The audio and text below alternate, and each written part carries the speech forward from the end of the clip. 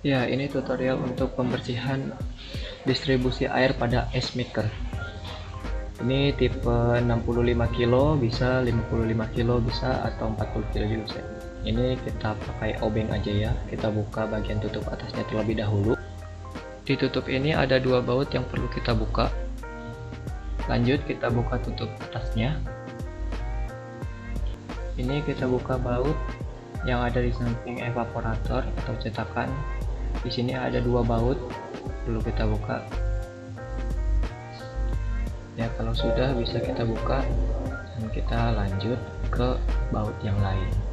Di sini ada dua baut juga. Nah, selanjutnya kita lepaskan bagian pipa dan selang. Nah, cara lepasnya kita tinggal pisahkan aja ya. Seperti ini. Jika bagian pipa sudah terlepas, kita lepas bagian penampungannya. Sini ada 4 baut ya. Kita lepas semuanya. Nah, kita dorong ke bawah aja untuk membukanya. Ini cara untuk melepas bagian pompa. Di bagian ini agak sulit, jadi perlu kesabaran. Nah, ini kita lepaskan bagian selang dari pompa. Nah, tadi kan sudah dilepas bagian pompa dari bagian penampungan air. Selanjutnya kita bersihkan menggunakan air yang mengalir dan kuas. Jika bagian penampungan sudah selesai, kita lanjut ke bagian selang. Nah, di sini bagian selang kita perlu menggunakan tisu untuk mendorong kotoran yang ada di dalamnya ya. Tisu dan alat pendorong bisa menggunakan lidi atau bisa menggunakan sumpit kalau muat ya. Ini saya menggunakan besi yang agak panjang untuk mendorongnya. Dorong sampai tisu itu keluar ke ujung selang yang lain. Lakukan secara berkali-kali sampai bersih.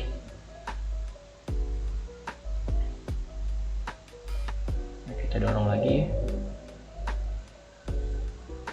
Jangan sampai ada yang tersisa ya. Kalau bagian pipa kita perlu mencopot silikon yang ada di ujung pipa terlebih dahulu untuk membersihkannya. Ini kita cuci bagian luarnya. Kita pakai kuas juga untuk bagian yang lubang-lubang kecilnya, dan sama seperti tadi yang bagian selang, kita perlu mendorongnya menggunakan tisu agar kotoran yang ada di dalam itu bisa keluar. Jika sudah, kita lanjut ke bagian pompa. Nah, ini kita perlu buka dulu bagian kepala pompanya dengan cara memutar bagian kepalanya dan tinggal dilepas aja ya. Nah, di dalam pompa ini ada magnet, lalu asnya juga. Untuk bagian pompa kita perlu bersihkan menggunakan air mengalir, menggunakan kuas bulat. Nah, bagian magnetnya juga ini harus menggunakan air mengalir ya.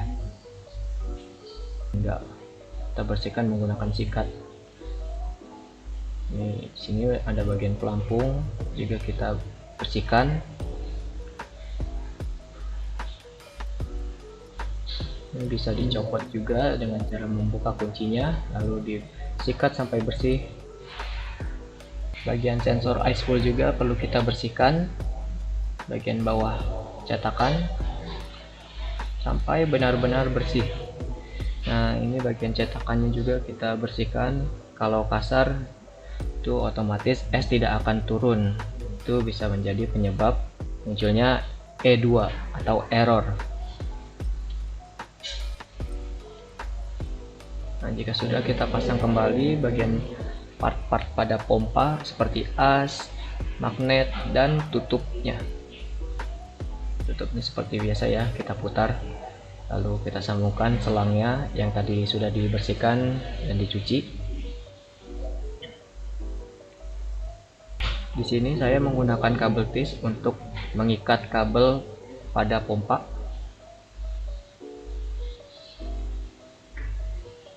Sisanya kita gunting. Selanjutnya kita pasang bagian pompa ke penampungan air. Kita pasang juga penampungan airnya. Kita baut kembali, ada 4 baut ya. seperti yang sebelumnya, dikencangkan.